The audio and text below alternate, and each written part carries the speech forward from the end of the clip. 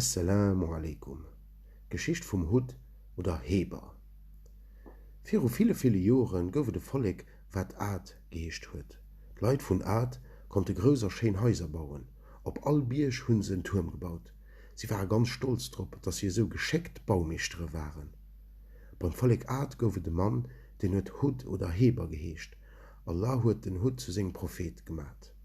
Den Hut huet seng Leiit gesot, Allah huet mech bei ichch gescheckt. Hin huet ich alles geléiert, wat ihr kennt.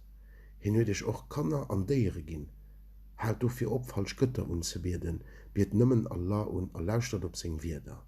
Macht Gutes, a wann dir net op mech lauschtre wëlt, da härtenech, dats eng schlimm Strof fir ichch kënnt. Seng Leiit hun awer geantwort, ons ass egal, wat du sees, die geven dir net. Wir wollen als Götter net am Stach lose, nimme weilst du eiset sees. Du bist bestimmt nimmne Lichner.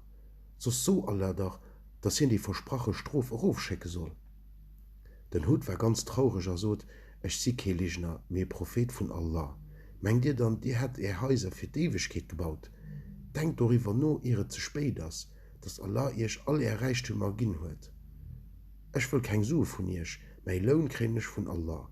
Hin ist mein Herr am Ehrenherr, an nimmen him vertrauenisch. Von denen et laustre wollt, da vergisst net, dass ich ichch gewarnt hun. Allah werd ihr durch ein andert Volliger setzen. Hier wees an heiert alles. Leiit wollten aber net op de Prophet Hut lauschteren, as innerem Trick bei hier Götter gangen. Den Hut huet du se Gefährte geholl, as hun Volleg vun den Art verlos. So beschützt Allah die hier glewen. Et huet net lang gedauert, du war am Himmel op emol ein gros schwarz Volleg ze gesinn.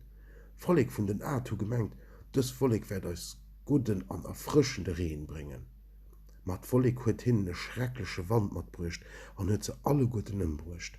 Neicht ass méi iwrech bliwe vun de Mënschen, nimme vun hireieren Tierm an Häuser sinn a puer Steng ze gesinn. Et huet ze neicht genutzt, gut bauen ze können oder aner Sache gut machen ze können. Wann ihr net op Allah lauschtert, da könnt Strof. Assalamu alaikum. Friede sief mat dir.